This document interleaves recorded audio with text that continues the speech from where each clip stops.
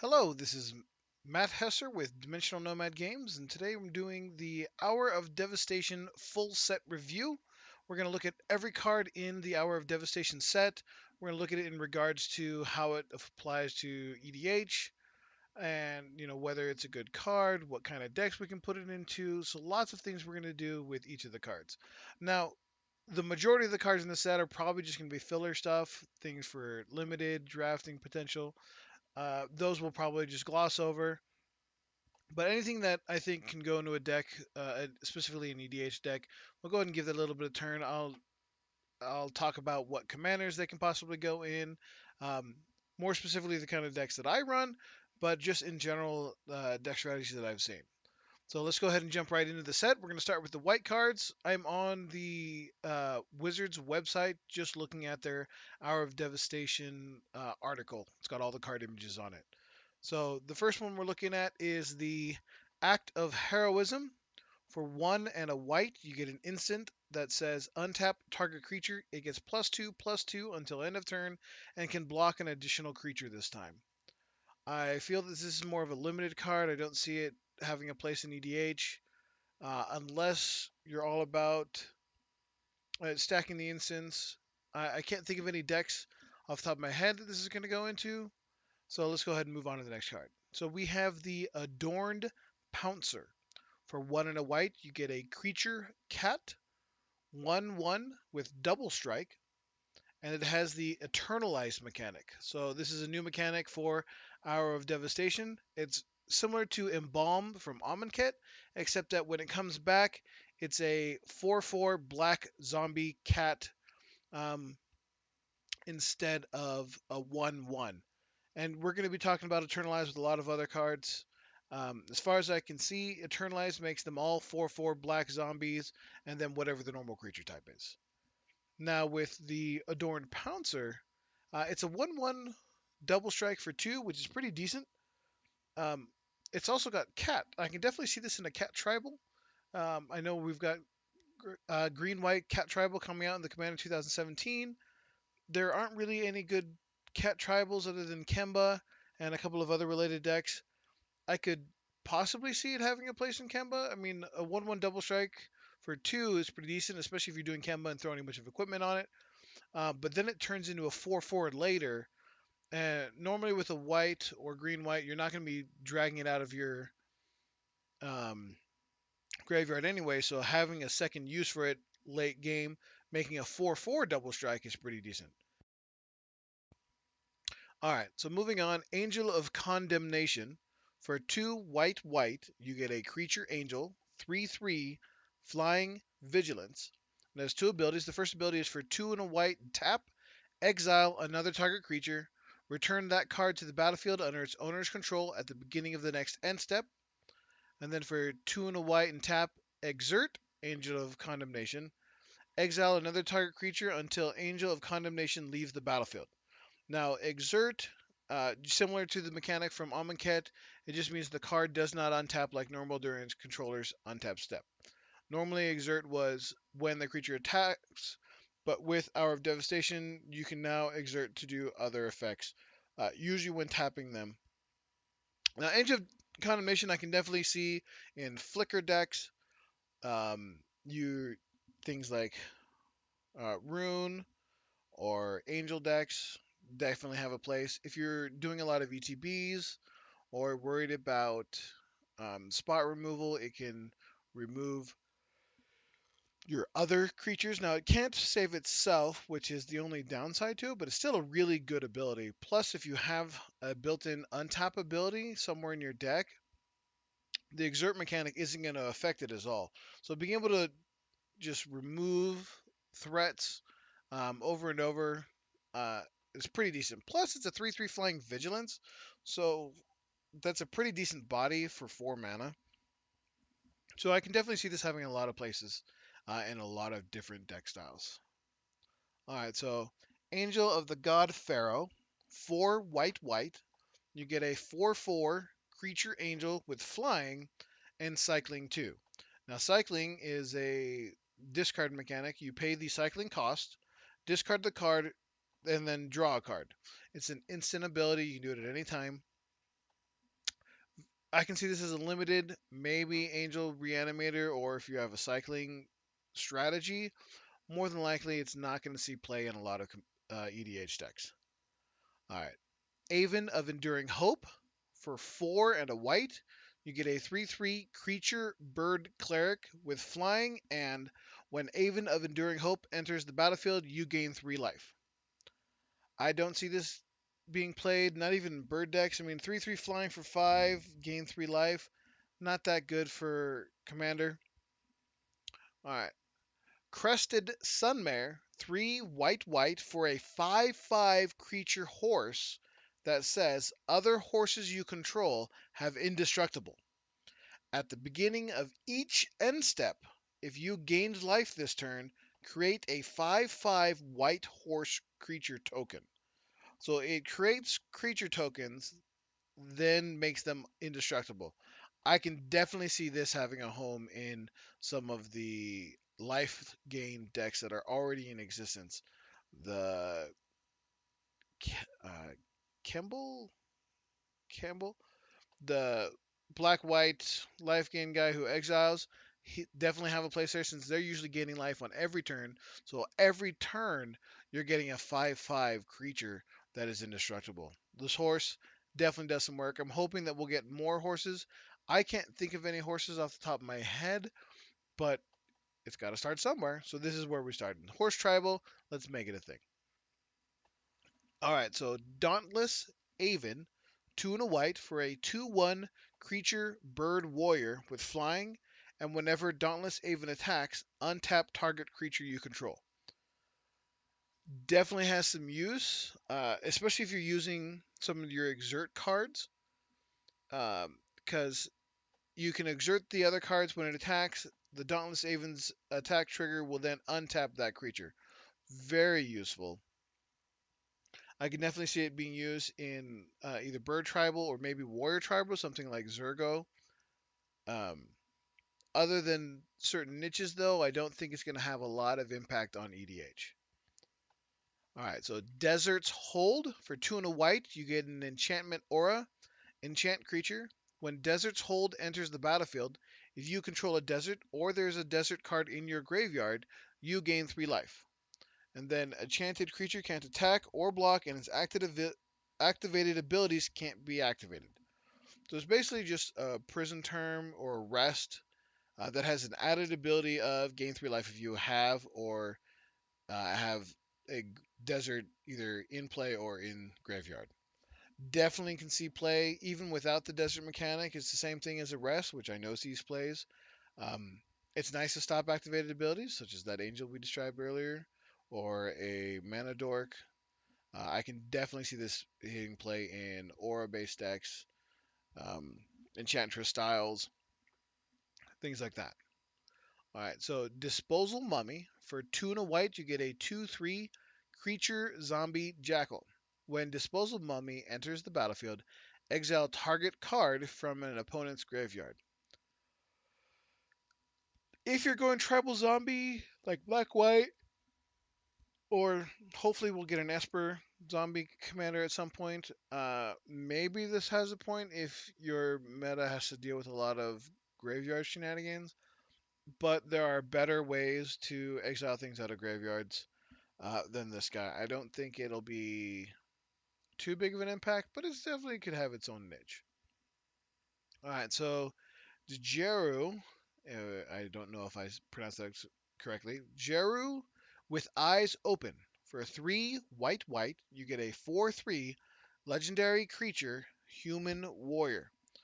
He has vigilance, and when Jeru with eyes open enters the battlefield, you may search your library for a planeswalker card, reveal it, and put it into your hand, then shuffle your library. If a source would deal damage to a planeswalker you control, prevent 1 of that damage. Definitely going to see a lot of play in Super Friends, or even if you're doing a smaller Planeswalker build, this definitely has some use. Being able to tutor for a Planeswalker card is very strong, especially since it's on ETB rather than on cast. So a lot of flickers effects are going to see this value. Plus the damage prevention, stopping one of the damage to your planeswalkers. That's going to be huge. So definitely keep your eye on him.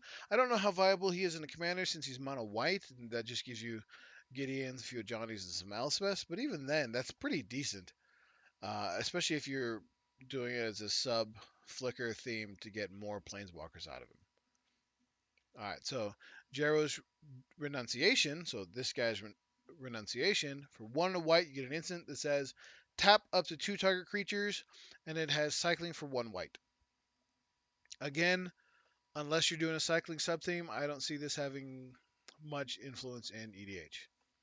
All right, so Dutiful Servants. For 3 and a white, you get a 2/5 creature zombie. It's a vanilla 2/5 zombie. Not going to see play in EDH. Gideon's Defeat. For 1 white, you get an instant that exiles target white creature that's attacking or blocking. If it was a Gideon Planeswalker, you gain 5 life.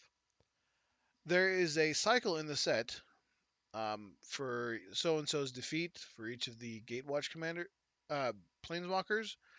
They all do things.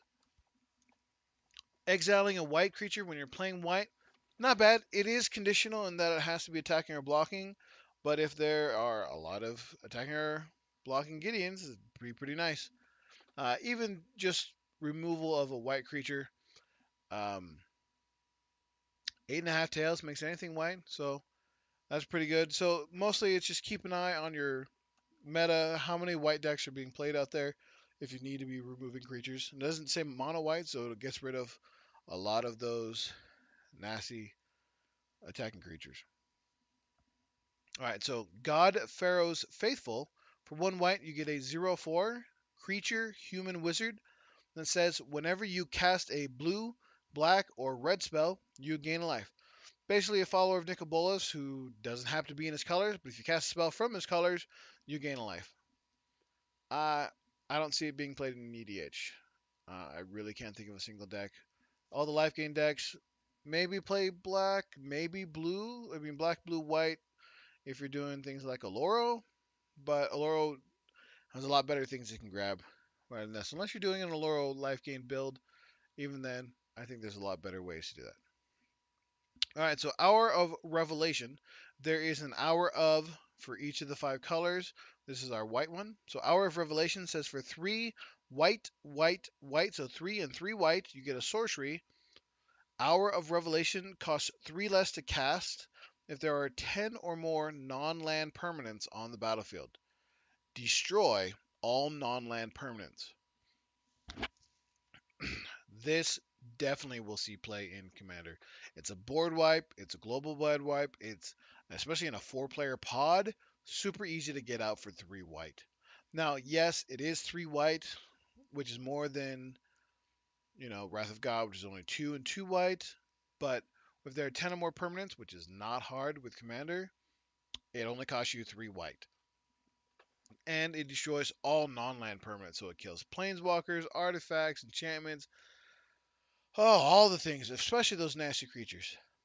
This will definitely see play. Anything that already wants to run board wipes is gonna run this as a new board wipe. All right, moving on.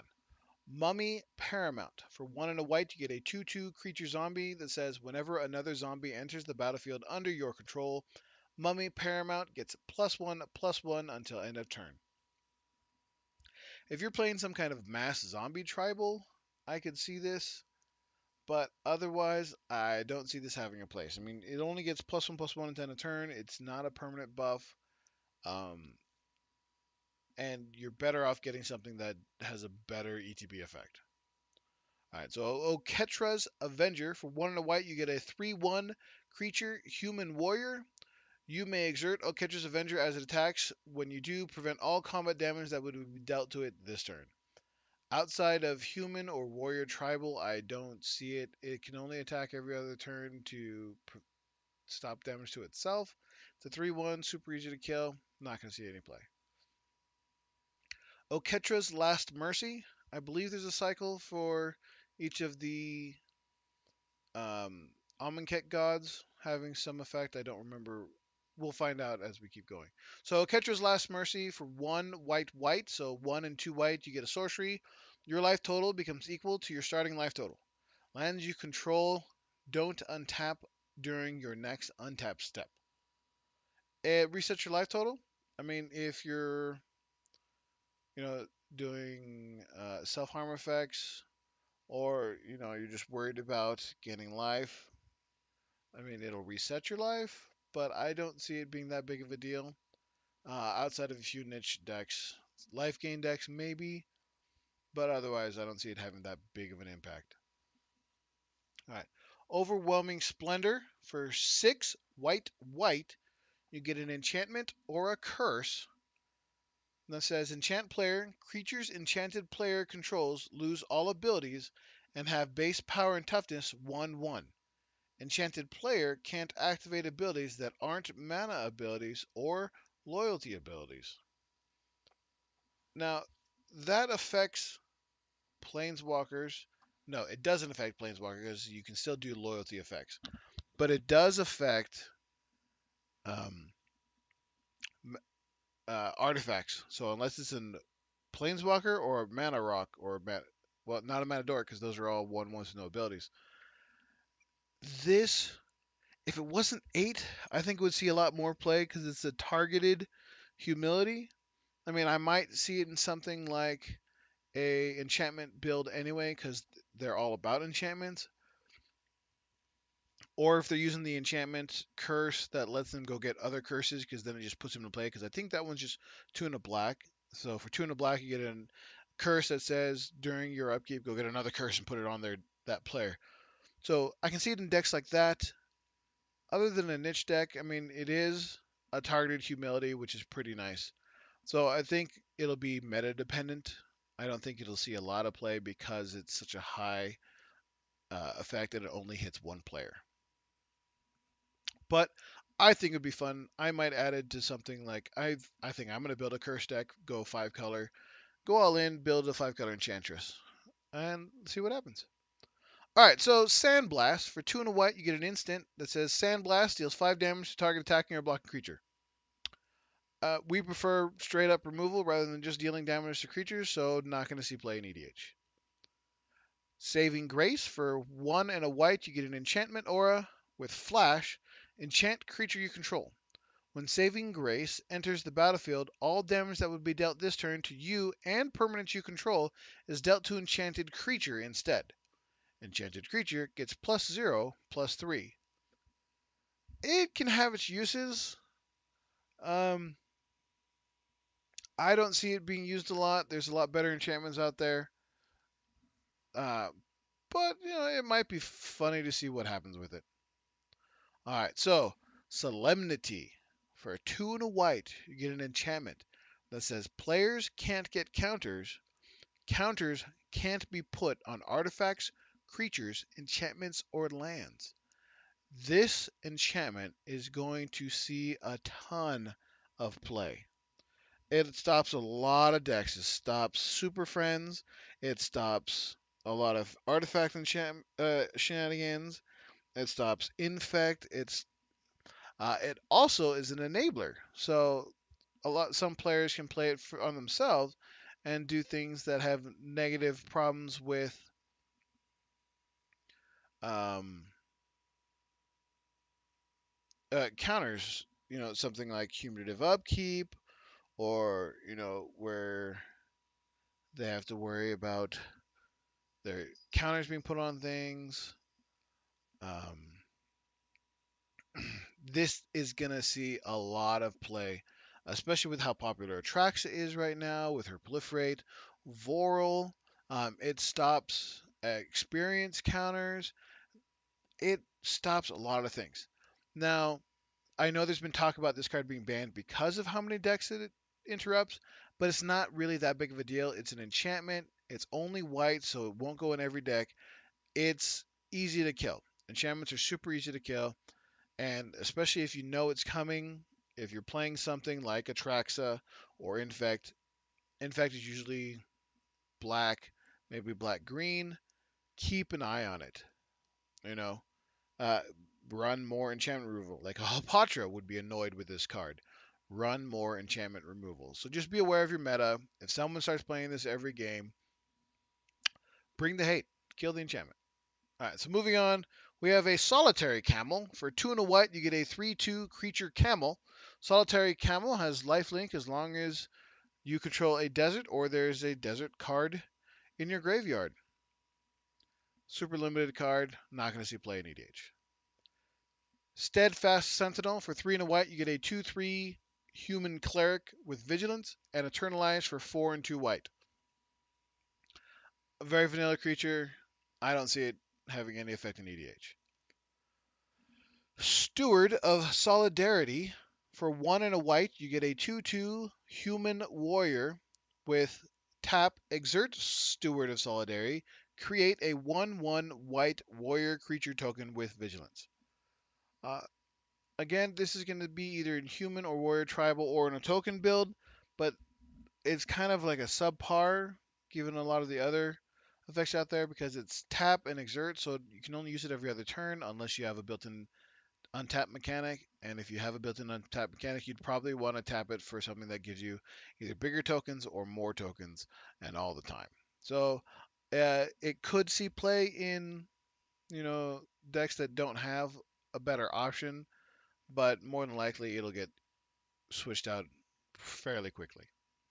All right, so Sun Scourge Champion. For 2 and a white, you get a 2/3 human wizard. When Sun Scourge Champion enters the battlefield, you gain life equal to its power. It also has Eternalize for 2 white white, which means it comes back as a 4/4. So the first time you gain 2 life, second time you gain 4 life. Uh, the comeback for only 2 and a white's not bad. Again, unless it's a tribal deck, maybe a token build where you can copy that token over and over. I don't see it hitting play. Maybe with a lifelink deck, it might have its niches, but I don't think it'll see a lot of play. Unconventional Tactics. For 2 and a white, you get a sorcery. Target creature gets +3/+3 and gains flying until end of turn. Whenever a zombie enters the battlefield under your control, you may pay white. If you do, return Unconventional Tactics from your graveyard to your hand. This is one of those that's kind of goofy. I mean, being able to have a repeatable +3/+3 and flying is pretty decent, especially since putting a zombie into play is not hard, especially in black-white right now. And if we get black-white-blue or some of the other zombie commanders, definitely I'll have a place. It's kind of just like a neat, oh, that was funny, but I don't see it having a lot of room. It may see play, but probably not. There are better options out there. And the last card in white is Vizier of the True. For 3 and a white, you get a 3/2 human cleric that says you may exert Vizier of the True as it attacks. When you exert a creature, tap target creature and opponent controls. Unless you're going all in on the exert mechanic, I'm not going to see play in EDH. All right, let's move on to blue. So the first card we have is Aerial Guide. For 3 and a blue, you get a 2/2 Drake with flying, and whenever Aerial Guide attacks, another target attacking creature gains flying until end of turn. This is a limited card at best. There are better Drakes out there, and if you're playing it, it's probably in a deck that already all has flying, since you're probably going with Drake Tribal. Outside of Drake Tribal, I don't see this having anything in EDH. Avon Reedstalker. For 3 and a blue, you get a 2/3 bird warrior with flash and flying. Yeah, I mean, it's not bad in limited sense. Not going to see play in EDH. Champion of Wits is for 2 and a blue, you get a 2/1 Naga Wizard. When Champion of Wits enters the battlefield, you may draw cards equal to its power. If you do, discard 2 cards. And then Eternalize for 5 blue. So the first time you play it, for 3 mana, you get to draw 2, discard 2, unless you have something in play that buffs the Naga Wizard. And then the second time, for 7 mana, you draw 4 and then discard 2. It's not bad. There are better draw mechanics. Yeah, it's a body. It's cheaper than Muldrifter, but then you're discarding. The Eternalize is pretty decent, especially if you then have ways of copying it. It may see some play, but I don't think it's one you're going to see a lot of. All right, now countervailing winds for 2 and a blue, you get an instant. Counter target spell unless this controller pays 1 for each card in your graveyard. Then it has cycling for 2. I mean, it could be in a niche in a counter deck, or once again, if you're going with the cycling mechanic. Otherwise, not going to see play. There's better counter spells. Um, all right, so Cunning Survivor for 1 and a blue, you get a 1/3 Human Warrior. Whenever you cycle or discard a card, Cunning Survivor gets +1/+0 until end of turn and can't be blocked this turn. Again, unless you're playing a cycling mechanic, a cycling theme, not going to see play. I mean, yeah, if you wheel and discard 7 cards, it gets +7/+0 until end of turn, but there are better options out there. All right, so Eternal of Harsh Truths. For 2 and a blue, you get a 1/3 Zombie Cleric with Afflict 2. This is a new mechanic for Hour of Devastation. Afflict says whenever this creature becomes blocked, a defending player loses 2 life. So in this case, it's Afflict 2, so it's lost 2. It's Afflict X, they lose X. So whatever Afflict it happens to be.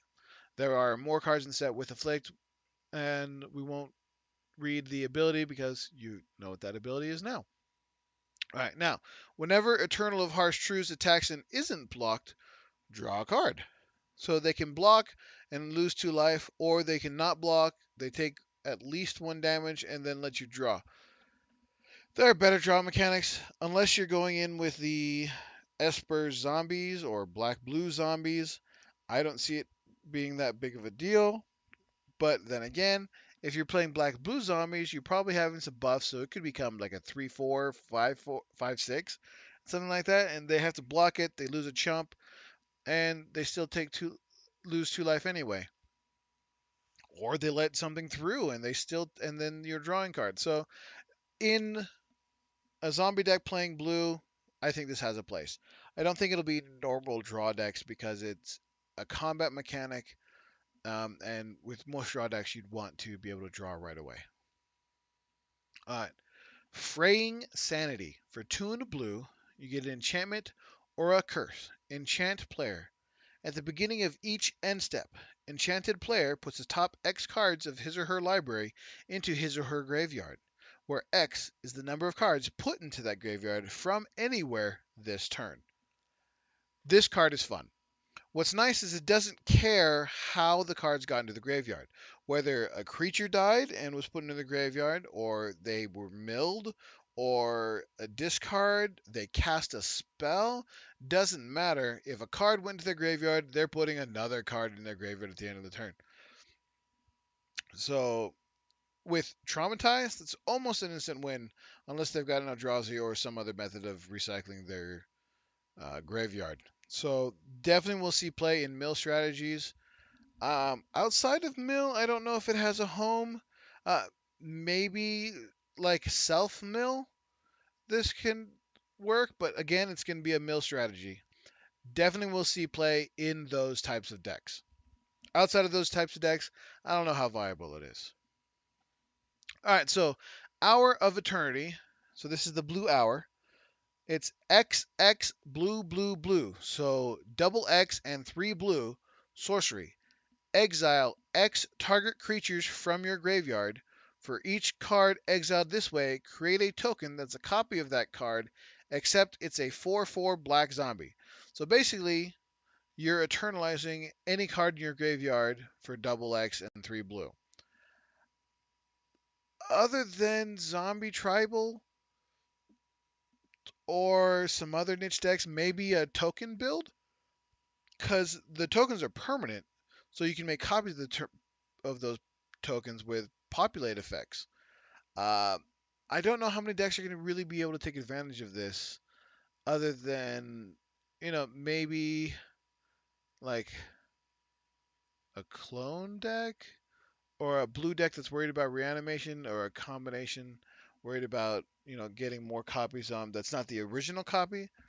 Uh, Other than some niches, I don't know how viable it is. It's definitely a fun card, but it's more of a niche card. All right, so Imaginary Threats. For 2 blue blue, get an instant. Creatures target opponent controls Attack this turn if able. During that player's next untap step, creatures he or she controls don't untap. It then has cycling for 2. This I can see having a place in just a manipulative style of deck. It's fun to taunt someone's creatures, and they don't untap during the next turn. That is fun.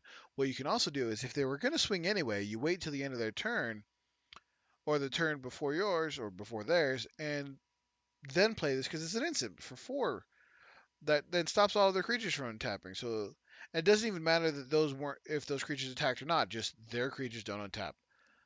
It'll be a lot of fun. But other than out of those shenanigan decks, it's not going to see that much play. I mean, the second two means if they're playing a smaller deck that's not creature based, you can still discard this for 2 and draw a different card. But this will be definitely be a niche card. All right, so Jace's Defeat. So this is the blue defeat card. For 1 to blue, instant counter target blue spell. If it was a Jace Planeswalker spell, scry 2.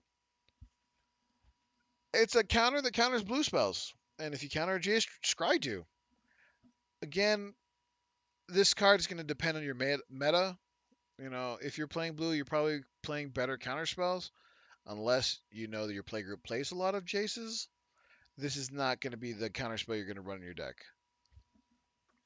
Alright, so Kefnet's Last Word. 2 blue blue, get a sorcery. Gain control of target artifact, creature, or enchantment. Lands you control do not untap during your next untap step. I like this one. It's a straight up theft spell. So the other than you know cards that bounce and return them to the owner's hand or Homeward Path. I think it's Homeward Path. There's no way for them to get it back because there's no enchantment or creature for them to kill to return that permanent back to their control. The downside is your stuff doesn't untap that next turn, but it's really easy to get around that. I can see this being a lot of fun in a lot of different decks.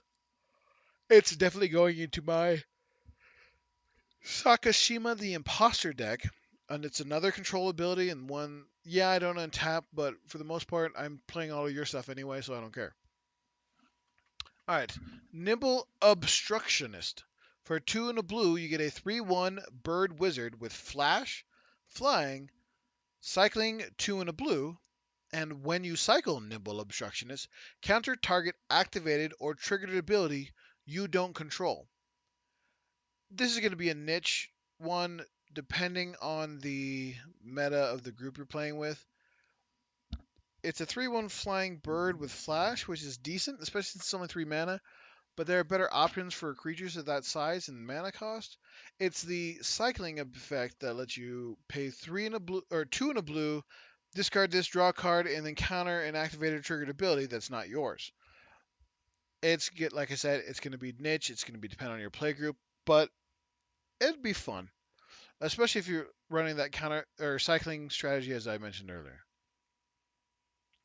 All right, Ominous Sphinx for 3 blue blue. You get a 4/4 Sphinx with flying, and whenever you cycle or discard a card, target creature an opponent controls gets -2, -0 until end of turn. Again, unless you're running that cycle or discarded mechanic based deck, I'm not gonna see a play. It doesn't kill the creature since it's only -2, -0. So it's definitely gonna be niche. Proven Combatant for 1 blue, you get a 1/1 human warrior with Eternalize for 4 in blue blue. It's niche, probably not going to be played.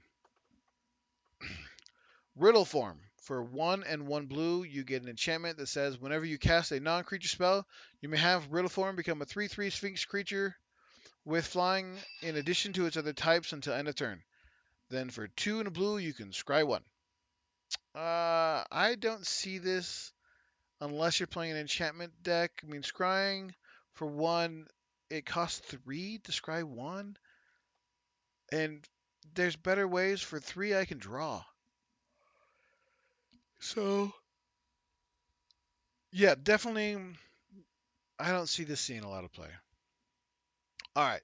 Seer of the Last Tomorrow. For 2 and a blue, you get a 1/4 Naga Cleric with 1 blue, tap, discard a card. Target player puts the top 3 cards of his or her library into his or her graveyard.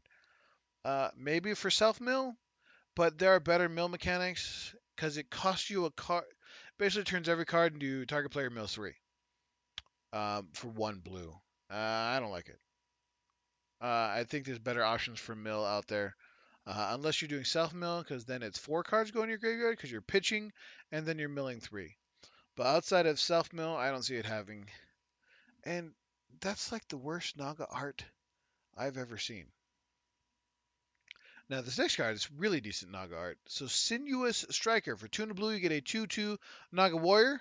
For 1 blue, Sinuous Striker gets +1, -1 until end of turn. And then it eternalizes for 3 blue, discard a card. Maybe Naga Tribal. Outside of that, I don't see it being played. Spellweaver Eternal is 1 and a blue for a 2/1 zombie Naga Wizard with prowess. It also has Afflict 2, so whenever. It, definitely going to be limited. I don't see it having anything in Commander. Unless you're going Tribal Naga, Tribal Zombie. Other than that, I don't see it having a place. All right, so strategic planning. For 1 and a blue, you get a sorcery. Look at the top 3 cards of your library, put one of them into your hand and the rest into your graveyard. Self mill, maybe it's a drawing mechanic. I think this is a reprint. There's other cards out there that do the same thing. It'll be used in the same decks those ones are used. All right, so Striped Riverwinder. For 6 and a blue, you get a 5/5 Servant with Hexproof and Cycling for 1 blue. Again, unless you're running the cycling mechanic or Tribal Serpent, maybe. I do like the art on the card though, but other than those 2 scenarios, I don't see it being played. All right, so Supreme Will, 2 and a blue, you get an instant with choose one. Either counter target spell unless his controller pays 3, or look at the top 4 cards of your library, put one into your hand and the rest on the bottom of your library in any order.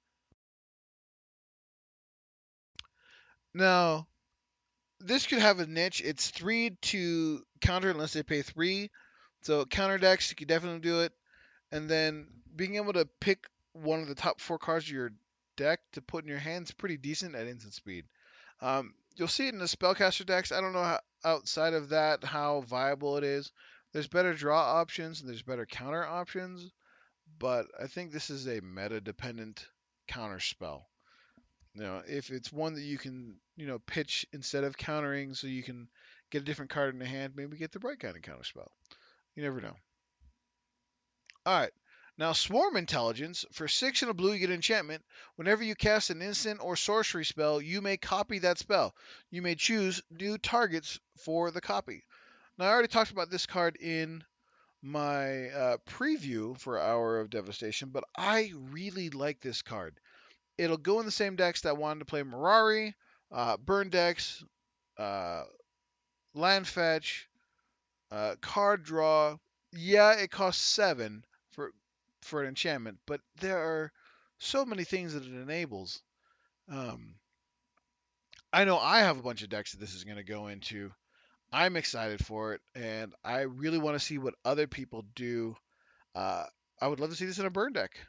I think it'd be hilarious. All right. Tragic Lesson. For 2 and a blue, you get an instant. Draw 2 cards, then discard a card unless you return a land you control to its owner's hand. Draw 2 for 3. Not bad. It's Divination. At instant speed, then you have to discard unless you bounce a land. Bouncing the land, discard, not that big of a deal. I can see it in the same decks that run Divination. Or maybe, a landfall deck. Something like that. Alright, so Unesh, Cryosphinx Sovereign. For 4 blue, you get a 4/4 Legendary Sphinx. With flying, Sphinx spells you cast cost 2 less to cast. Whenever Unish, Cryosphinx Sovereign, or another Sphinx enters the battlefield under your control, reveal the top 4 cards of your library. An opponent separates those cards into 2 piles. Put one pile into your hand and the other into your graveyard. So we've got another legendary Sphinx for as a Sphinx tribal commander. I think we finally have enough Sphinx that we can do a viable Sphinx tribal. Plus, it makes the rest of your Sphinxes cost 2 less. And then you factor fiction every time it or another Sphinx enters the battlefield. Definitely viable. I think it's kind of one of those uh, goofy tribal decks, but I think it'd be fun. I don't think it's very competitive, although being able to cast a bunch of Sphinx for 2 less will be goofy. Plus, you're factor fictioning every turn. It'll be one of those interesting to see what people do with kind of cards. I don't know that I'm gonna go Sphinx Tribal with it. If I do go Sphinx Tribal, I want more cards, but it definitely will have a place. You'll see it have play. All right. Now, Unquenchable Thirst. For 1 and a blue, you get an enchantment aura enchant creature. When Unquenchable Thirst enters the battlefield, if you control a desert or there's a desert card in your graveyard, tap enchanted creature. Enchanted creature does not untap during its controller's untap step. There are better creature control spells in blue. Unless they're strapped for budget, I don't see this being used. Unsummon. For 1 blue, you get an instant that returns target creature to its owner's hand. Decks that run Unsummon are going to run Unsummon. It's a reprint. Alright, so Vizier of the Anointed. For 3 and a blue, you get a 2/4 human cleric. When Vizier of the Anointed enters the battlefield, you may search your library for a creature card with Eternalize or Embalm. Put that card into your graveyard, then shuffle your library. Whenever you activate an Eternalize or Embalm ability, draw a card. This is going to be a niche, so unless you're going all in on the Embalm or Eternalize mechanic, not going to see any play. All right, let's move on to black. A Cursed Horde. For 3 and a black, you get a 3/3 zombie, which says for 1 and a black, target attacking zombie gains indestructible until end of turn. Indestructible zombies are pretty decent. Outside of zombie control, or sorry, not zombie control, zombie tribal, you're not going to see this see play at all. All right, so Amit Eternal. 2 and a black for a 5/5 zombie crocodile demon. The art on this is pretty awesome. But zombie crocodile demon, that is a fantastic list of creature types. It has afflict 3 whenever an opponent casts a spell. Put a -1/-1 counter on Amit Eternal. Whenever Amit Eternal deals combat damage to a player, remove all -1/-1 counters from it. So it is a 5/5 for 3 with a flick 3, so even if they chump it, they're still taking 3. But it gets smaller every time your opponent casts a spell. Now, yes, if it deals combat damage, you can get rid of all of those -1 counters. But outside of something like Hapatra, I don't see this hitting play. All right, so Apocalypse Demon for 4 black, you get a star demon with flying. Apocalypse Demon's power and toughness are each equal to the number of cards in your graveyard. At the beginning of your upkeep, tap Apocalypse Demon unless you sacrifice another creature. Definitely going to have its uses. Stars are always interesting. Self mill demon decks definitely has a thing. I mean, this thing can potentially be pretty bonkers. Uh, Sacrificing another creature, not that big of a deal in EDH either. It'll have its uses. I don't know how viable it is, in a reanimator, given your self milling and putting a bunch of other cards in there. So it'll still have a decent size, and it forces you to sack something else or it taps. Not hard to untap it, and not hard to make fodder for it. It could see play. I don't know if this would be something like Kalia would see, but it definitely has its uses out there. All right, so Bane Whip Punisher. For 2 and a black, you get a 2/2 human warrior. When Bane Whip Punisher enters the battlefield, you may put a 1/1 counter on target creature. Pay 1 black, sacrifice Bane Whip Punisher, destroy target creature that has a -1/-1 counter on it. Uh, Hapatra, Infect, Atraxa, it maybe Reanimator if you've got a way to put -1/-1 counters on it.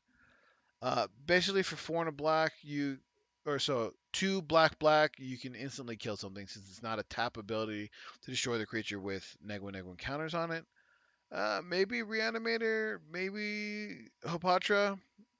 Definitely Hopatra, because she's putting counters all over the place. Other than that, kind of niche. Alright, so Bantu's Last Reckoning. For 1 white, black, you get a sorcery. Destroy all creatures, lands you control don't untap during your next untap step. It is a 3 mana board wipe in black. That's nice. Now, yeah, for 1 more mana, you get Damnation, which destroys all the creatures without you losing your lands and letting them untap, but it gives a second cheap black options. And if you destroy the creatures, you untapping the next turn probably isn't going to bother you that much. It'll take them longer to recover. All right. Carrion Screecher. For 3 and a black, you get a 3/1 zombie bird with flying. Even in Tribal Zombie, I don't see this being viable. I mean, it's 4 for 3/1 flying, but there's so many better zombies. Unless you're super budget, this one's going to see a pass. All right, so Doomfall. For 2 and a black, you get a sorcery. Choose one. Either target opponent exiles a creature he or she controls, or target opponent reveals his or her hand. You choose a non-land card from it. Exile that card. This could see some play in control. Uh, Other than that, I don't know how viable it is outside of that, unless you know you get someone who's all about their commander, like a Yidris or Sigarda, the original Sigarda. If they're all about just their commander, Zur, this would be great for Zur. It hits the opponent, not the creature. So stuff with hexproof or shroud, this gets around it if it's their only creature. So it'll see play depending on the meta you're playing against. Dreamstealer. For 2 and a black, you get a 1/2 human wizard with menace. Whenever Dreamstealer deals combat damage to a player, that player discards that many cards. Then Eternalize for 4 black. So first, when it hits them, they'll discard 1. Later on, they'll be discarding 4, assuming you have no other pump abilities. I think this is a great card. Definitely niche in a discard mechanic based deck.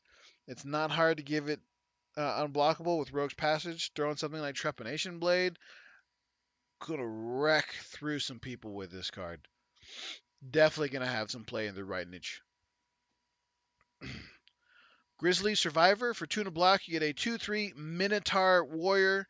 Whenever you cycle or discard a card, Grizzly Survivor gets +2/+0 until end of turn.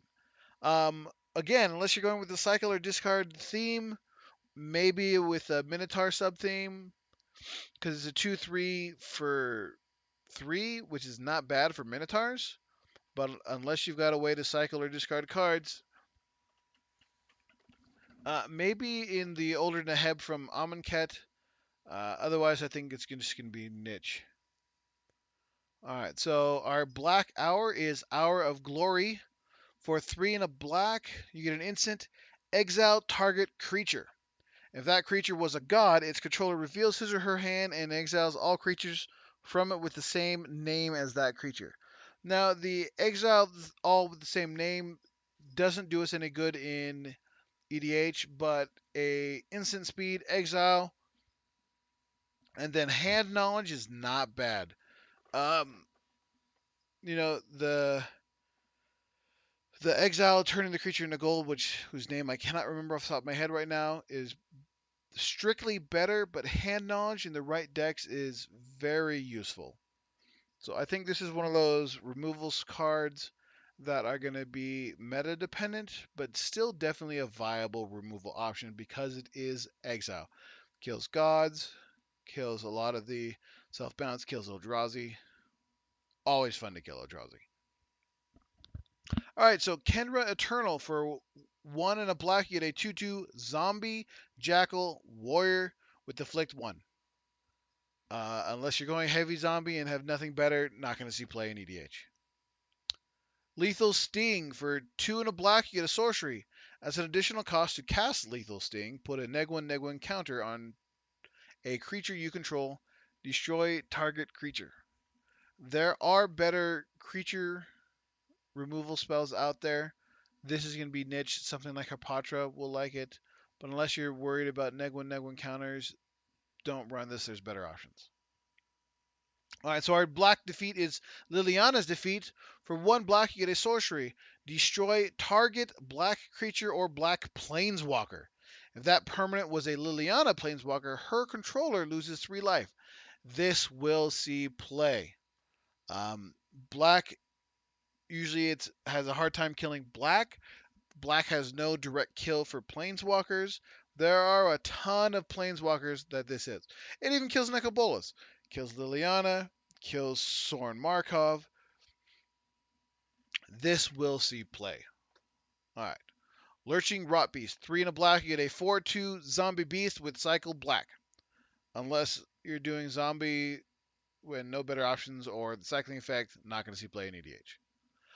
Marauding Bone Lasher. For 2 and a black, you get a 3/3 zombie minotaur that can't block unless you control another zombie. Not going to see play. Merciless Eternal. For 2 and a black, you get a 2/2 zombie cleric with afflict 2. 2 and a black, discard a card. Merciless Eternal gets +2/+2 until end of turn. It's an expensive mechanic to discard a card. Maybe Madness, probably a cycling one, but other than that, I don't see this hidden play. Alright. Moaning Wall, 2 to black is you get a 0/5 zombie wall with Defender and cycling 2. Enough said. Raza Keth the Foul Blooded. 5 black, black, black. So 8 mana. You get an 8/8 legendary demon with flying, trample, pay 2 life, sacrifice another creature, search your library for a card, and put that card into your hand, then shuffle your library. This card is awesome. Repeatable tutoring is always nice. It goes into sack effects, graveyard shenanigans. This will see play. I don't know how viable he is as a commander. Definitely as one of the 99. Um, I know that we're going to see this in a lot of decks. Like this in Kalia would be goofy as hell because you play something that drops some tokens, play this guy, go get whatever thing you want to be then throwing in for free with Kalia. Uh, Definitely will see play. All right, so Raza Keth's right. 3 black, black for sorcery. Search your library for a card, put that card in your hand, then shuffle your library. Cycling 1 black. So it is a 5 mana single card tutor at sorcery speed.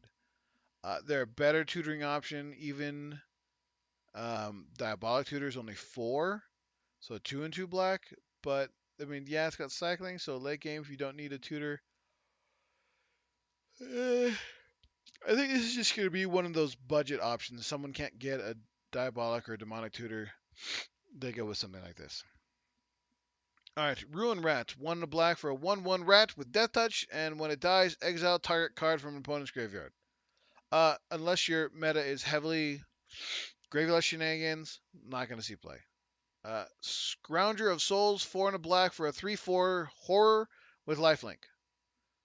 Unless you're building tribal horror, which I don't know is a thing yet, not going to see play. Now there is a Torment series. There's one for rare, uncommon, and common. These are all great cards. I like them. And we're going to start with the Torment of Hailfire, which I already talked about on my preview. But Torment of Hailfire for X black black, you get a sorcery. Repeat the following process X times. Each opponent loses 3 life unless that player sacrifices a non-land permanent or discards a card. So, several things about this are nice. First, it says repeat X times. So even if X is 0, you're still doing the spell at least once. So for 2 black, you still get this ability once. And then the other big thing is it's each opponent. Each opponent loses 3 life unless they sacrifice an on-land or discard a card. This is crazy. It's in the same deck. Black has the ability to make a ton of mana. You're going to be seeing people lose a ton of life or losing a bunch of cards if you do it for like 10. Imagine doing this for 10 and watching them just scramble looking for things to pitch so they don't take 30 damage. lose 30 life. Yeah, it costs you 12 mana, but how hard is that to do in EDH? I love this card. I hope it gets the crap played out of it. All right, so Torment of Scarabs for 3 and a black. You get an enchantment or a curse. Enchant a player at the beginning of enchanted player's upkeep. That player loses 3 life unless he or she sacrifices a non-land permanent or discards a card. Unless you're going all in with the curses, this really isn't that viable. I mean, 3 life is not that big of a deal in EDH. Sacking one thing or discarding one card, yeah, every turn it's going to be annoying, but it's during your upkeep, so you can always just lose the life to keep the cards you're drawing. It's not that big of a deal. Alright, so Torment of Venom is the common version for 2 black black. You get an instant. Put 3 neg 1 counters on target creature. Its controller loses 3 life unless he or she sacrifices another non-land permanent or discards a card. I love this card. Hapatra loves this card. Atraxa loves this card. It does so much work for 4 mana. Definitely going to see play in several different types of decks. Alright, Vile Manifestation for 1 and 1 black. You get a 0/4 horror. Vile Manifestation gets +1/+0 for each card with cycling in your graveyard. Then it has cycling for 2. Unless you're going in with Tribal Horror or a cycling theme, not going to see play. Alright, Without Weakness for 1 and 1 black, you get an instant. Target creature you control gains indestructible until end of turn, and cycling for 2. Either the cycling or if you're worried about destroy effects, there's better ways to get indestructible. I mean, it only works once.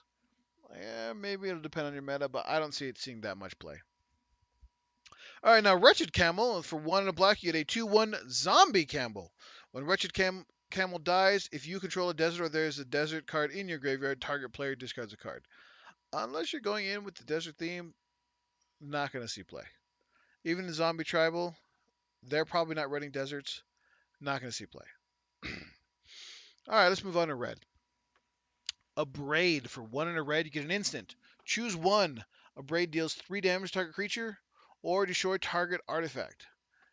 It's Shatter with the added ability of instead being able to destroy target creature if they're not running on artifacts. However, this is EDH, they're running artifacts. It can see play in a niche where you have to worry about lots of artifact hate. Otherwise, you're probably going to run other things like Vandal Blast or Shatterstorm.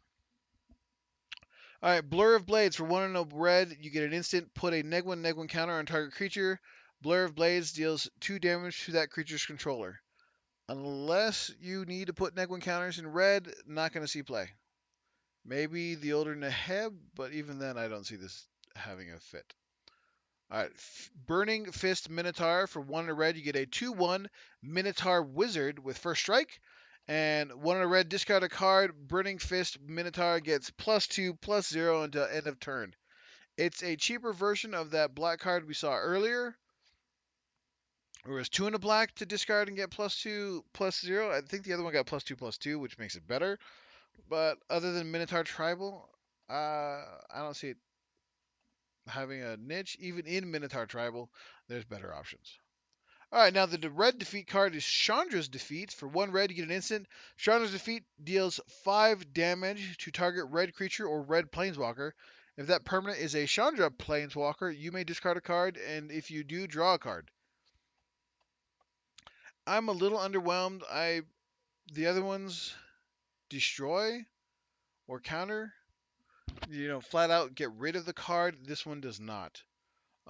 Now, granted, 5 damage to a planeswalker will usually kill said planeswalker, but this is Commander and EDH, so those planeswalkers are probably a lot stronger than that by the time you play this. Although it is only 1 red. So maybe, depending on your meta, this can see play if you're worried about, if someone's playing their Atraxa Super Friends over and over and over, this might be viable. But other than that, I don't see it having that big of a deal. All right, Chaos Maw. For 5 red, you get a 6/6 Hellion. When Chaos Maw enters the battlefield, it deals 6 damage to each other creature. Unless your point is to deal damage to each other creature, not going to do play. All right, crash through for a red. You get a sorcery. Creatures you control gain trample until end of turn. Draw a card. Maybe if your deck is really concerned about hitting, then you can get it. But I don't think it's something you're going to need to worry about. Maybe Prosh, but at this point, I'd much rather have Rancor or something that's a permanent trample ability. Yeah, you get to draw a card, but I can think of better options. Actually, now that I think about it, maybe in something like Rakdos, the one that makes your creatures cheaper. Lord of Riots, I think. Maybe that, but just to guarantee the damage so you can be able to play Rakdos. Otherwise, again, it's going to be a niche card. All right, now Defiant Kenra, for a 1 and a red, you get a 2/2 Jackal Warrior. That's it. Not going to see play. Earthshaker Kenra, for 1 and a red, you get a 2/1 Jackal Warrior with haste. When Earthshaker Kenra enters the battlefield, target creature with power less than or equal to Earthshaker Kenra's power can't block this turn, and it has Eternalize for 2 red. Unless you're going all in on that Eternalize mechanic, not going to see play. Fervent Paincaster, 2 and a red for a 3/1 human wizard that has tap.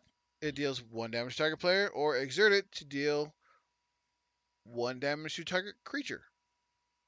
This is a terrible Tim. I don't see this hitting being used at all. Firebrand Archer. For 1 and a red, you get a 2/1 human archer. When you cast a non-creature spell, Firebrand Archer deals 1 damage to each opponent. Now, it's very similar to the Goblin that does the same thing. Whenever you cast an instant or sorcery, it deals 2 to each opponent. But this is whenever you cast a non-creature spell. So, playing an artifact, playing an enchantment, all of those also trigger it. So, you'll see this in a lot of the same decks that do things like Gutter Snipe. You can see this alongside Gutter Snipe. I like it. I can see this doing a lot of work. It's a 2/1, so it's super easy to kill, but they probably have other things that they're going to focus on. But it's definitely a niche card that could see some play. All right. Frontline Devastator. For 3 and a red, you get a 3/3 Zombie Minotaur Warrior with Afflict 2 and expensive fire breathing. So 1 and a red, Frontline Devastator gets +1/+0 until end of turn. It's actually a decent Minotaur for tribal Minotaurs. Outside of that, I don't see it hitting play. All right, so Gilded Ceradon for 4 and a red, you get a 4/4 Beast. Whenever Gilded Ceradon attacks, if you control a desert or there's a desert card in your graveyard, target creature can't block this turn. I don't see this hitting play at all in EDH. Granitic Titan, 4 red for a 5/4 elemental with menace, cycling 2. Not going to see play in EDH. Hazaret's Undying Fury, 4 red sorcery. Shuffle your library, then exile the top 4 cards. You may cast any number of non-land cards with converted mana cost 5 or less from among them without paying their mana costs. Lands you control don't untap during your next untap step. Um, oh, excuse me. Whew. I don't know how viable this card is. This is one that I think needs a lot more testing to see how it fits in the decks. I mean, there are certain decks it can do, but I mean, this is EDH. How many 5 or less are you going to be running in something like this? Because you're already at 6 by this point. There's a lot better things you're going to play with 6. Probably something burn, maybe a bunch of draw. Like, imagine doing this in Narset and hitting 4 different wheel effects. You'll kill everybody. But outside of that pretty narrow scenario, I don't know how viable this card is because it's so swingy. But again, maybe in a chaos deck it'll be the right kind of deck. Okay, so the red hour is the Hour of Devastation. This is the card that set takes its name from. So 3 red, you get a sorcery. All creatures lose indestructible until end of turn. Hour of Devastation deals 5 damage to each creature and each non-bolus planeswalker.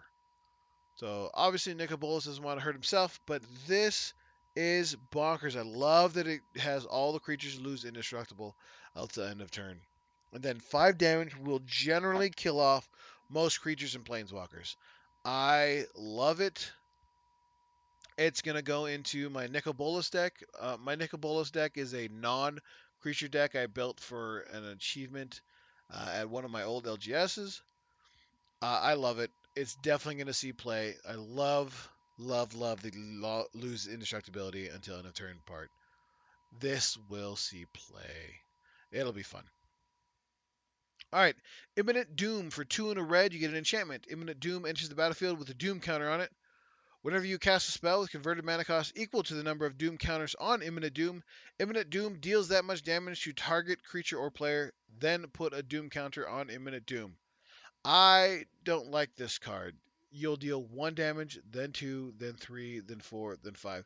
There's better ways to deal consistent damage. Plus, the spell has to be the right CMC, which is going to be annoying to try and maintain. Maybe it'll have the right niche, but I just don't see it being that viable.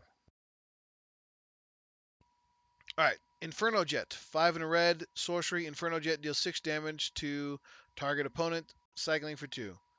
It's a really expensive burn spell that only hits players, but you can get rid of it for 2. A lot better options. Not going to see play in EDH. Kenra Scrapper, 2 in a red, gets you a 2/3 Jackal Warrior with Menace. You may exert Kenra Scrapper as it attacks. When you do, it gets +2/+0 until end of turn. Not going to see play in EDH. Kindled Fury, for 1 red, you get an instant. Target creature gets +1/+0 and gains first strike until end of turn. There are better options. Not going to see play in EDH. Magmaroth, 3 in a red for a 5/5 elemental. At the beginning of your upkeep, put a Negwin counter on Magmaroth. Whenever you cast a non-creature spell, remove a Negwin counter from Magmaroth. I'm annoyed that this is red. I understand flavor-wise why the Rocky Elemental is red, but why is this not black or green so I can put it in Hapatra? Otherwise, I don't see it hitting play in EDH at all. All right, Manticore Eternal. For 3 red, you get a 5/4 zombie Manticore. That's pretty decent. 5/4 for 5. It has Afflict 3 and has to attack each turn. Outside of Zombie Tribal, maybe Manticore Tribal? Is Manticore Tribal even a viable thing? I don't think so. Yeah, probably not going to see play in EDH. All right, so Neheb has leveled up from his days in Amonkhet. We have now Neheb the Eternal. He is no longer black-red. He is just red. So for 3 in a red, you get a 4/6 legendary zombie Minotaur warrior. Like the creature subtype is so long they had to shrink the font. Legendary zombie Minotaur warrior. He has Afflict 3, and at the beginning of your post-combat main phase, add red to your mana pool for each 1 life your opponents have lost this turn. That is bonkers. Mono red, this is a card for you. Doesn't matter how the damage got there, just post-combat, whether you hit them with combat damage, hit them with life loss, hit them with a burn spell, you get just that much mana. So let's say you did a fireball for 30 to somebody, you get 30 red mana in your pool. You know what's even funnier? Do it to like each opponent. There's a 2-drop sorcery or instant, I don't remember, that deals 4 damage to each player in a 4-man pod. That's 12 damage for 2 mana. You then have 12 red mana to do another giant ass burn spell. This will be a fun commander. I don't know if this would be one of those like also in another deck, or would be fun seeing this in something like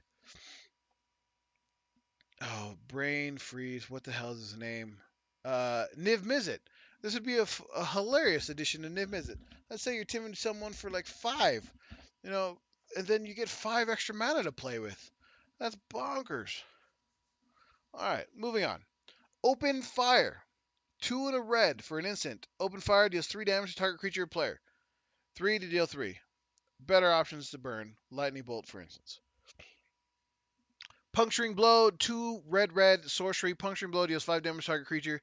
If that creature would die this turn, exile it instead. Exiling in red, not bad. Mono red.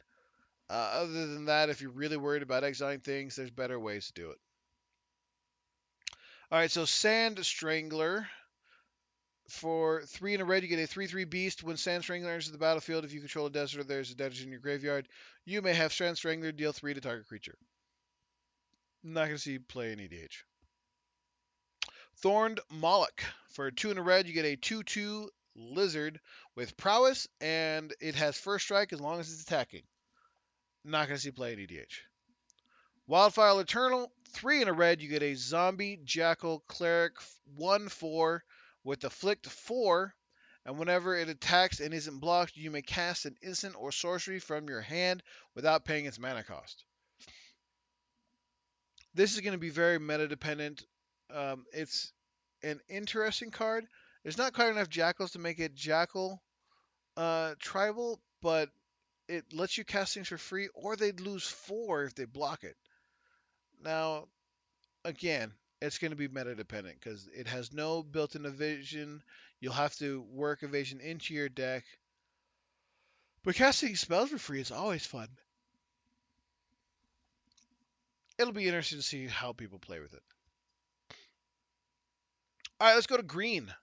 So the Ambuscade. For 2 and a green, you get an instant. Target creature you control gets +1/+0 until in turn it deals damage equal to its power to a target creature an opponent controls. I like this card. It has some potential. I don't know how viable it is in Commander. I think this is kind of one of those meta-dependent ones. Um, if they're routinely only playing one creature, it lets you deal damage. Now you do something with Death Touch and it just kills that other creature without them fighting. So if it's a deck you play fight mechanics in, this is a good option because it's instead of fighting, it's just you hitting them and it buffed your creature. So I think in the same decks you see fight mechanics, this is a good option for those same decks. All right. Now, Beneath the Sands, for 2 and a green, you get a sorcery. Search your library for a basic land, put it into play tap, shuffle your library. Cycling 2. It's a cycling basic land fetch. May see play. It's 3 for only 1 mana, so that might be why it doesn't see play, but late game it has cycling, so I think this is one of those. It's going to be a budget option for land fetch. All right, Bitter Blow Sharpshooters, 4 and a green for a 4/4 Jackal Archer with Vigilance and Reach. Unless Tribal Jackal becomes a thing, not going to see play. All right. Devilry of Strength. For 2 and a green, you get a 3/2 Naga Warrior. That has 4 and a green. Target player gets +2/+2 until the end of turn. Better options exist. This won't see play outside of Tribal Naga. Dune Diviner, 2 and a green for a 2/3 Naga Cleric that says, pay 1, tap an untapped desert you control, you gain a life. Way better options. Not going to see play. Feral Prowler. 1 and a green for a 1/3 cat. When it dies, draw a card. Tribal cats, maybe? Otherwise, not going to see play. Frilled Sandwalla. For a green, you get a 1/1 lizard that has 1 and a green. Frilled Sandwalla gets +2/+2 until end of turn. Activate this ability only once each turn. It's just another Root Walla. Not going to see play in EDH. Gift of Strength.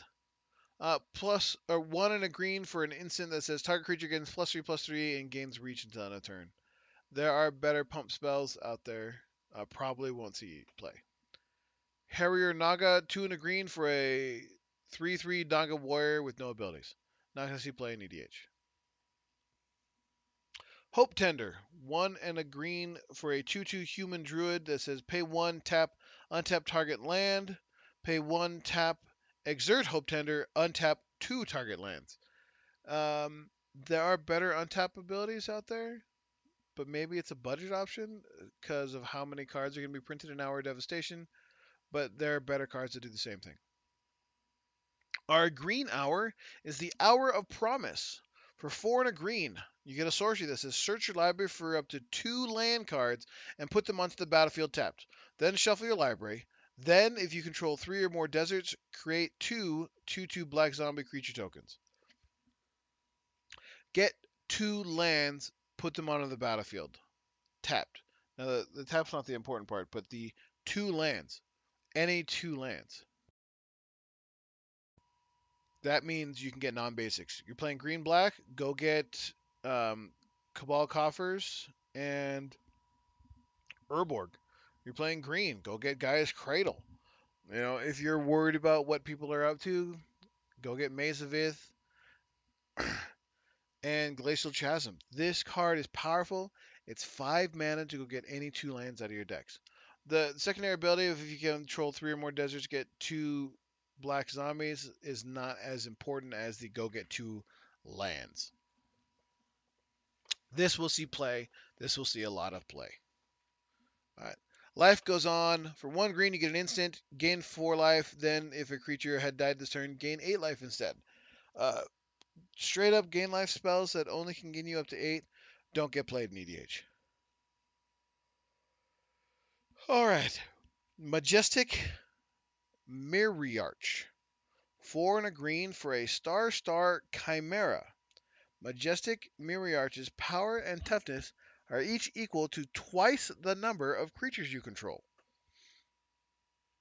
At the beginning of each combat, if you control a creature with flying, Majestic Miriarch gains flying until end of turn. The same is true for First Strike, Double Strike, Death Touch, Haste, Hexproof, Indestructible, Lifelink, Menace, Reach, Trample, and Vigilance. So this is Mr. Keyword. Any of the keywords you've got, he also gets. By itself, it is a 2/2 with no abilities, but with a few other creatures out, it becomes pretty bonkers. Unless you're playing a creature heavy deck, I don't see this really being that viable. Uh, it's kind of funny, but realistically, not that big of a card, I think, for EDH. All right, the green defeat is Nissa's defeat. For 2 and a green, you get a sorcery. Destroy target forest, green enchantment, or green planeswalker. If that permanent was a Nissa planeswalker, draw a card. This will see play. It's going to be a bit meta dependent because if you're playing a bunch against a bunch of blue players, this won't do anything. But there are a lot of green players out there. This will see play. All right, so Oasis Ritualist. For 3 and a green, you get a 2/4 Naga Druid that taps to add 1 mana of any color to your mana pool, and you can exert it to get 2 mana of any color. There are better mana dorks out there, but Tribal Druid or Tribal Naga could both see this. Or, it's just a really budget option to get 2 mana if you really need it. All right, Overcome. For 3 green, you get a sorcery. Creatures you control get +2/+2 and gain trample until end of turn. It's a worse overrun. It gets +2/+2 instead of +3/+3. Not going to see play. Pride Sovereign. For 2 and a green, you get a 2/2 cat. Pride Sovereign gets +1/+1 for each other cat you control, and you can pay a white, tap, and exert it to create 2 1/1 white creature tokens, white cat creature tokens with lifelink. Tribal cats will love this, especially since it's green-white. Other than that, not that big a deal. You're gonna see this in green-white tribal cats. All right. Quarry Beetle, 4 and a green for a 4/5 insect. When Quarry Beetle enters the battlefield, you may return target land from your graveyard to the battlefield. Unless you're playing a land recursion deck, not going to see play. Gitrog, maybe. Titania, I can definitely see it in Titania. But other than those two, not going to see anything in there. All right, Rampaging Hippo.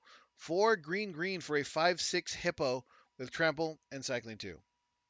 Unless Tribal Hippo becomes a thing, not going to see play.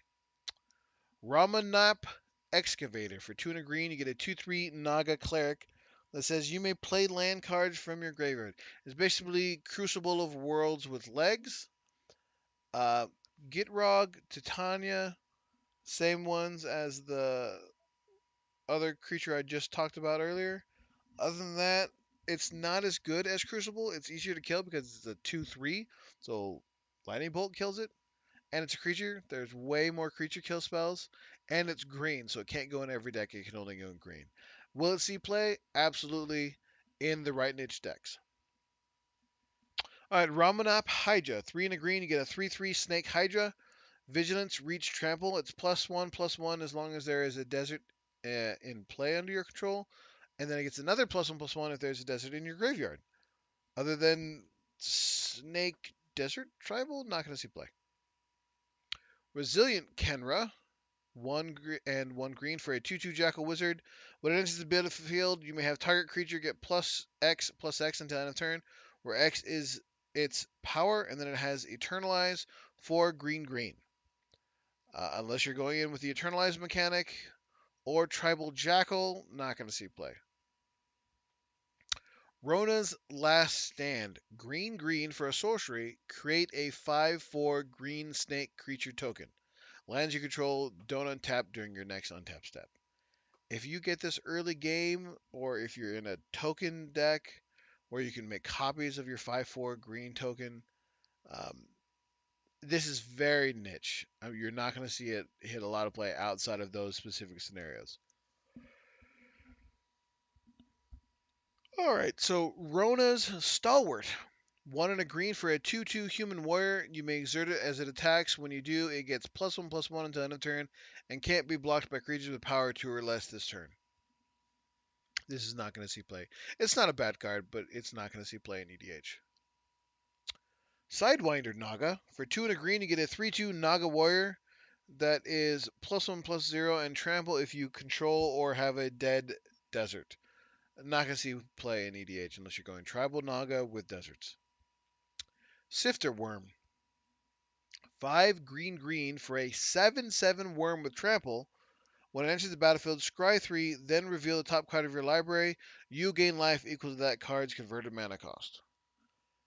Tribal Worm. Big green life gain decks. This is a very niche card. I don't see it being that big of a deal. Probably won't see it play. All right, so Tenacious Hunter. 2 green for a 4/4 crocodile. This thing is huge. You should. I love the art on it. It's this big, massive crocodile. Um, you're standing over a person. Anyway, as long as a creature has a neg1 counter on it, Tenacious Hunter has Vigilance and Death Touch. It won't see play in EDH, unfortunately. All right, Uncage the Menagerie. X green for a sorcery. Search your library for up to X creatures with different names that each have converted mana cost X. Reveal them, put them into your hand, then shuffle your library. This is definitely an interesting card. It's one that, because it's X with CMC X, it's not as good as a lot of people thought. You For 3 mana you can get one CMC creature. For 4 mana you get two CMC creatures, and more than likely what you're going to see is for 5 mana you get three CMC creatures. That's where your power is really going to be. It's really going to be based on the curve of your deck. There are better options out there, but it's one of those fun cards, especially since you then need to cast the creatures. It doesn't even put them into play. It doesn't do anything else than put them in your hand. It's an interesting mana-dependent tutor. All right, let's move on to the multicolored cards because these are some of the more interesting cards in the set. Blood Water Entity. For 1 blue-red, you get a 2/2 elemental with flying and prowess. When it enters the battlefield, you may put target instant or sorcery card from your graveyard on top of your deck. Now, Mizzet or Malik can both take advantage of this. There's a lot of decks that just want to redo the top of their library. This will see play in the right niches, especially as red-blue. Alright, so our first god is the Locust God. For 4 red-blue, you get a 4/4 legendary god with flying. Whenever you draw a card, create a 1/1 blue and red insect creature token with flying and haste. Then for 2, a red and a green, draw a card, then discard a card. When the Locust God dies, return it to its owner's hand at the beginning of the next unstep. This will see play. Niv Mizzet loves it. Any of the draw decks love it. It'll definitely be a fun commander. Wheel effects, all the other normal draw effects. This can replace Niv Mizzet as a different style other than just poke, poke, poke, poke, poke. There are lots of ways to make this a fun card, either as the commander or as one of the 99. This will definitely be seeing play. All right. Nicol Bolas God Pharaoh. So blue, black, red, you get a 7 loyalty Planeswalker Bolas. Target opponent exiles cards from the top of his or her library until he or she exiles a non-land card. Until end of turn, you may cast that card without paying its mana cost. That's his +2. His +1 is each opponent exiles 2 cards from his or her hand. -4, Nicobolus God Pharaoh deals 7 damage to target opponent or creature and opponent controls. Then for -12, exile each non-land permanent your opponents control. This card is stupid powerful. That -12, exile each non-land permanent. With Doubling Season, you do that the turn you play it. It is bonkers. Even just the +1 of each exiling 2 cards. Like, discard wouldn't be bad, but it exiles 2 cards in their hand. This card is powerful, needs to be killed on sight. That being pled, it'll go into my Nicol Bolas deck. Obelisk Spider. So, 1 black green. You get a 1/4 spider with reach. Whenever Obelisk Spider deals combat damage to a creature, put a -1/-1 counter on that creature. And whenever you put a one or more -1/-1 counters on a creature, each opponent loses 1 life and you gain a life. Wither decks, Infect decks, Hapatra, all of those will love this card. I'm sad that it's when you put 1 or more because you could like not exsanguinate. You could not toxic deluge, Blackson Zenith, and kill someone with it if they got a bunch of tokens, which you can still do anyway. This is fun, especially since it's each opponent. So I love cards that say each opponent. As soon as I can get my hands on one of these, this is going into my Hapatra deck. All right. Resolute Survivors. 1, a red and a white for a 3/3 human warrior. You may exert Resolute Survivors as it attacks.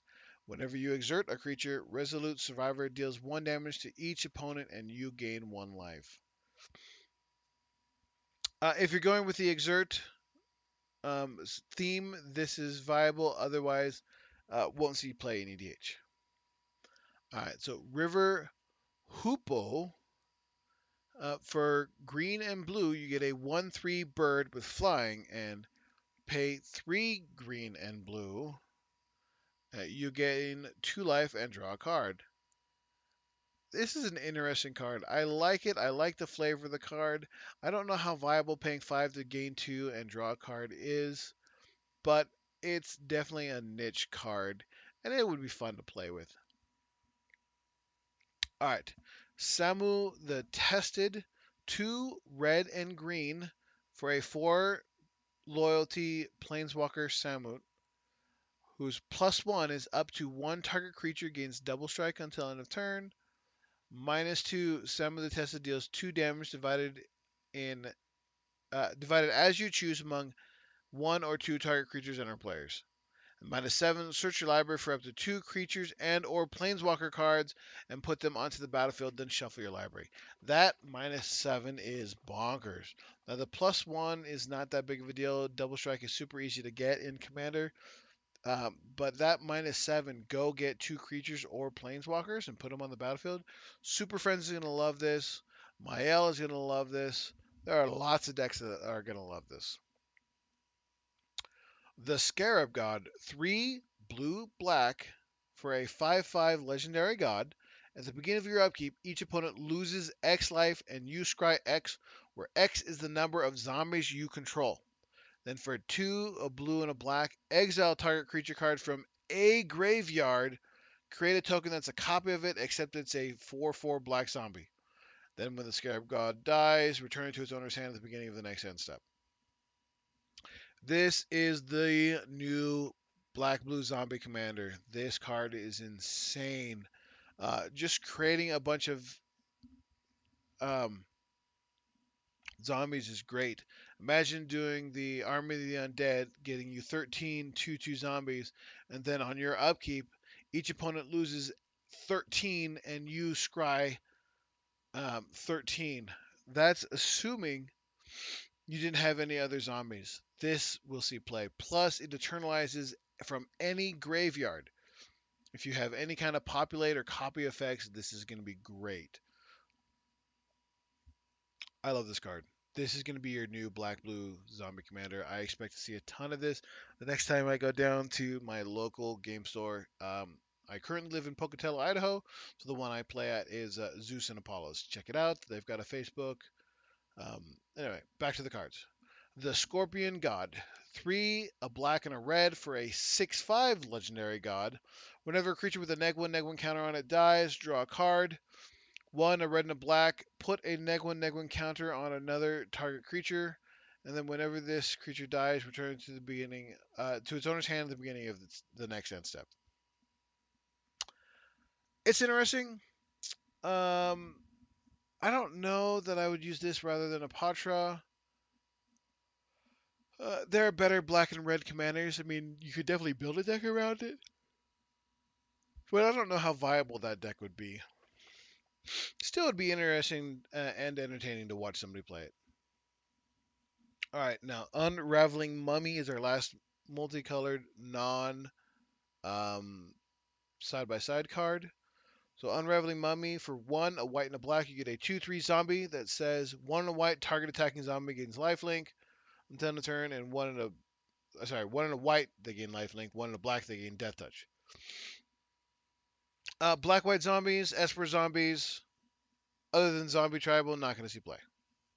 All right, now we're going to go with the set of cards with Aftermath. Now, Aftermath is the new ability introduced in Amonkhet. Aftermath is the cast from graveyard ability, and then the card is exiled.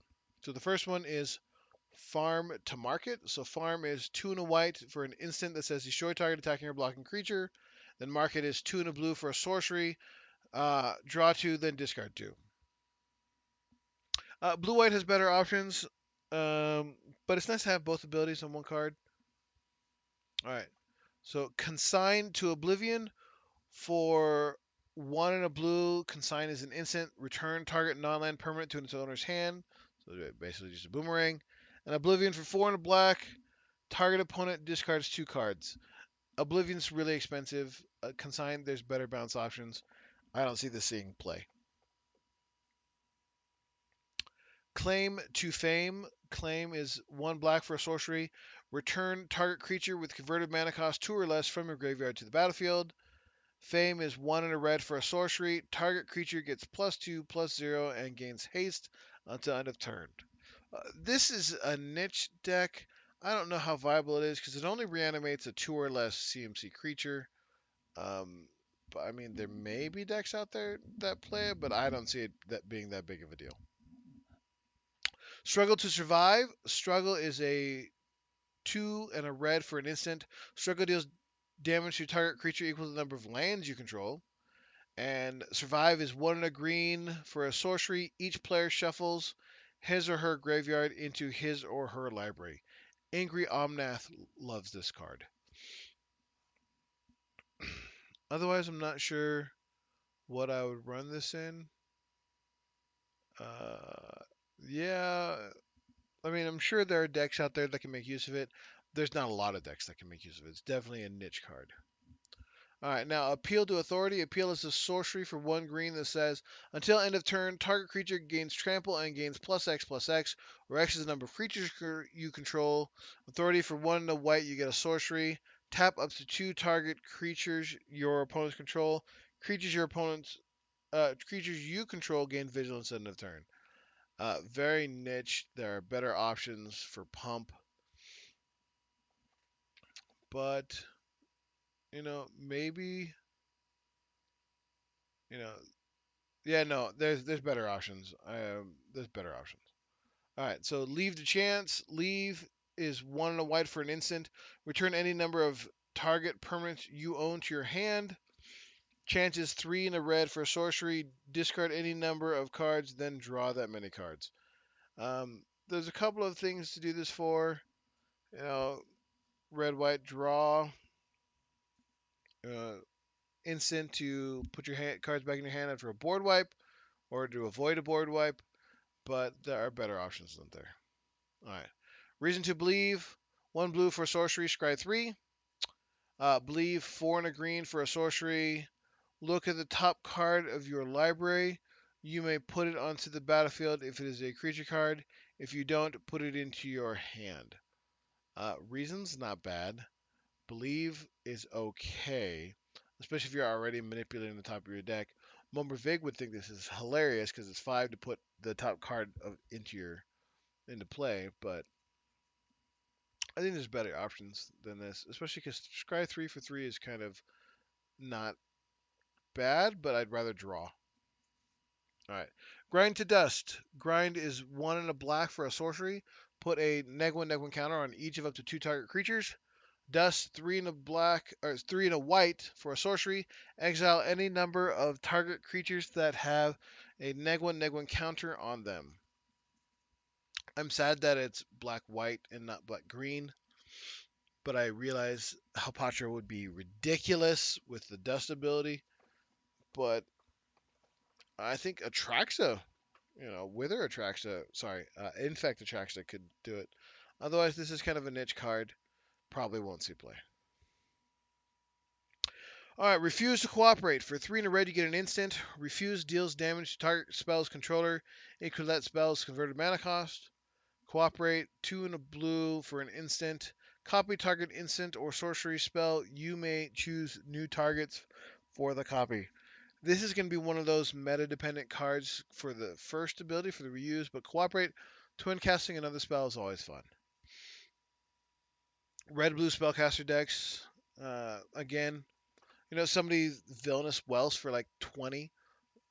It'd be nice to hit them for 23 damage and then copy it and copy the villainous wealth and do it back to them. Otherwise, this is going to be very meta dependent. All right, Driven to Despair. Driven is 1 and a green for a sorcery. Until end of turn, creatures you control gain trample. Whenever this creature deals combat damage to a player, draw a card. Despair is a sorcery for 1 and a black. Until end of turn, creatures you control gain menace, and whenever this creature deals combat damage to a player, that player discards a card. This is going to be a bit of a niche deck. I'm not sure. Maybe Prosh could benefit from this. I mean, this would be pretty goofy in Prosh, but I can't think of a different one of my decks that I would put this in. But it's not a bad card. It might see play. All right, let's take a look at the artifacts. So first we have Abandoned Sarcophagus. For 3, we got an artifact that says you may cast non-land cards with cycling from your graveyard, and if a card with cycling would be put into your graveyard from anywhere and it wasn't cycled, exile it instead.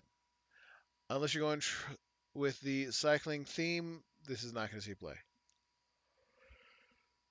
Crook of Condemnation, 2 for an artifact that says pay 1, tap, exile target card from a graveyard. Pay 1, exile Crook of Condemnation.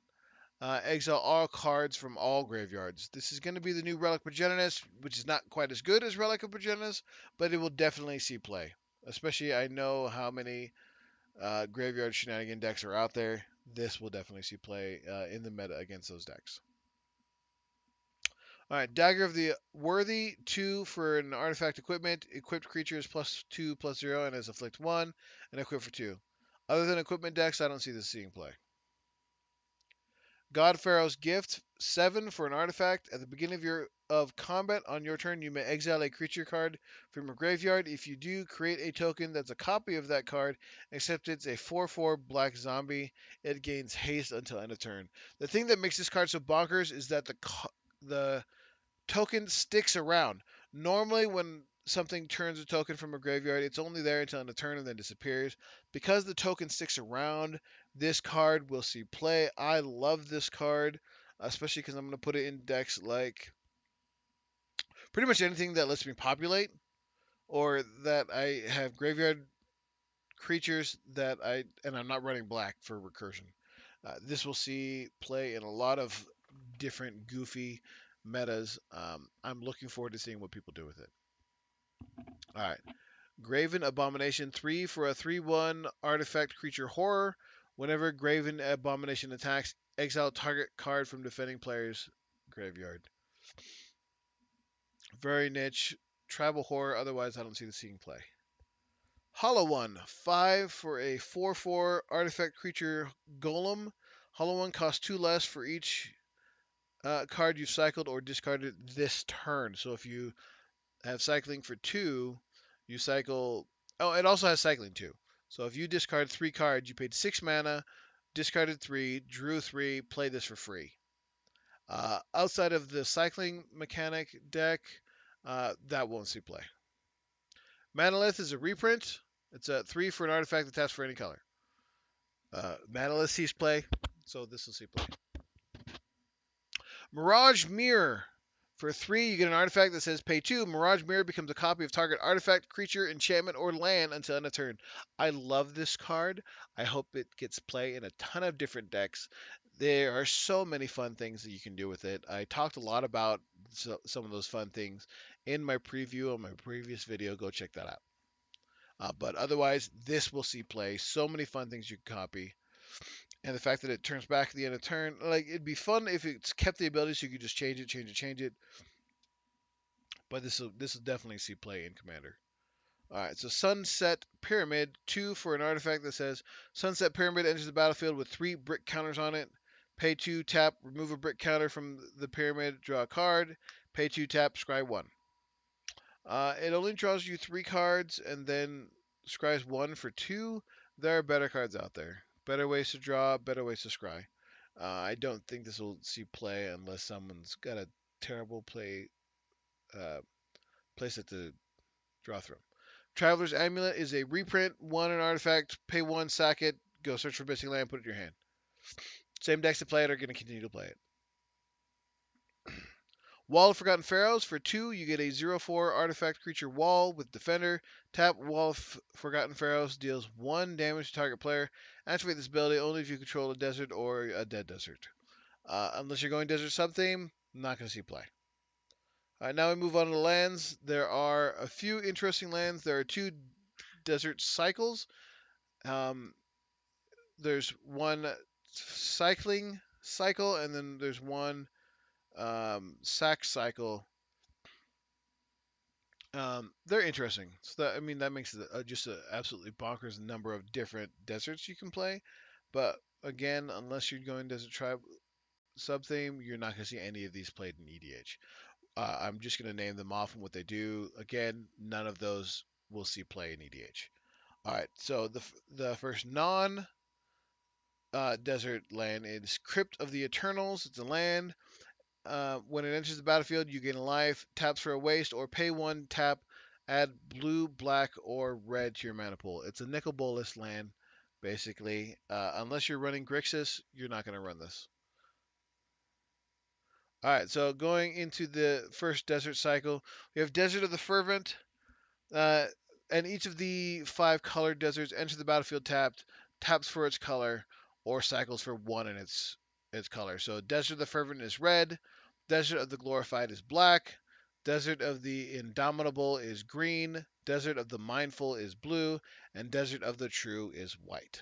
Now again, those 5 deserts come into the battlefield tapped, tap for their color, or cycle for 1 and 1 of their colors. I don't see those being played in EDH at all. All right, so Dunes of the Dead is a desert that taps for a waste, and when it is put to the graveyard from the battlefield, make a 2/2 zombie. Unless you're playing Sack or a desert sub-theme, not going to see play. Endless Sands is a desert, taps for a waste, pay 2, tap, exile target creature you control, Pay 4, tap, sacrifice Endless Sands, return each creature card exiled with Endless Sands to the battlefield under its own control. Now, both of the abilities are tap abilities, so that makes it harder to save a creature and then immediately put them back. You have to worry about removal, but there's not as much land removal as people think in EDH. I think it's just kind of an unspoken agreement, but it's definitely better than Safe Haven, in that you can tap to use its ability to return the exiled cards at any time, rather than only triggering during your upkeep. Um, if a deck is running something like Safe Haven, it's going to run something like this, or if they're worried about exiling, because it only exiles your own creatures. Otherwise, very niche. All right, so there's the next series of enchant or desert lands are all colored, but they tap for a waste, and or you tap pay a life, taps for their mana color, or you pay an amount, sack it, and do their thing. You can only use their abilities as a sorcery. So the green one is Haship Oasis, and it's one green green tap sack. Target creature gets +3/+3 until a turn. Um, we're gonna skip over to another desert. Hostile Desert is a desert taps for mana, exile or pay 2 exile a land from your graveyard. It becomes a 3/4 elemental until the turn, still land. If you're going a land sub theme where you're animating all your lands, otherwise, paying a bunch of mana lands, otherwise it's not gonna see play. Ifnir Deadlands is the black land. Its ability is 2 black black, sack it, put 2 Negwin counters on target creature and opponent controls. Other than Hapatra and sacrificing itself, I don't see it hitting play. Ipnu Rivulet is the blue one, and it's 1 in a blue, sack a desert. Target player puts the top 4 cards of their library into their graveyard. This is probably the most playable one of this particular desert cycle. I still don't see it being played. There's better uses, and most of the time, if you're playing a mill deck, you really want your land to not cost you life, because you're gonna need all that life as you can. So it may see play, but probably not. The red rune is Ramunap Ruins. 2 red red, sack it, deal 2 damage to each opponent. Probably not going to see play. White is the Sheffet Dunes. 2 white white, sack a desert. Creatures you control get +1/+1 until end of turn. Also, unless you're going desert something, not going to see play. Now, the Scavenger Grounds is the desert. Taps for a waste, pay 2, tap, sacrifice a desert, exile all lands from all graveyards. Now, its pay 2 sack itself is also viable to exile all graveyards. This is going to depend on your meta and how much graveyard hate you really need to play. And now the last card outside of basic lands is Survivor's Encampment. Desert taps for a waste, or tap an untapped creature you control. Add 1 mana of any color to your mana pool. If you're really hurting for ways to make other colored mana, this can help. Otherwise, unless you're going desert sub theme, not going to see play. And that's the set. I mean, they've got the full art lands, the regular basic lands. Otherwise, that's our Hour of Devastation full set review. Thanks for stopping by. If you have any comments or things you'd like to say about some of the cards, let me know. If you'd like me to expand upon any of the cards I talked about, also let me know in the comments. Thanks, and have a great day.